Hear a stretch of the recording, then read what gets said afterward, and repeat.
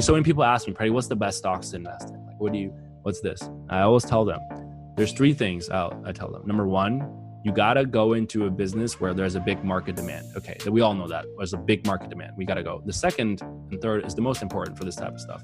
Which businesses have the most cash on hand? Cash is king, has been king forever, because cash is gonna keep you sustained when banks are gonna pull out their loans, and you have cash on hand. You can survive. You can survive this stuff. Everyone who has cash right now has savings. They're gonna make it. They're gonna make it through the next, whenever the peak happens, they're gonna make it through. So cash is king. So businesses that have cash on hand are gonna be the ones that are gonna make it out of it. And then businesses that are not overly leveraged, businesses that take a lot of loan, a lot of debt, because at some point what can happen is banks are gonna be like, hey, I wanna pull my money out, like give me my money back. All creditors, I want my money back because they need money too.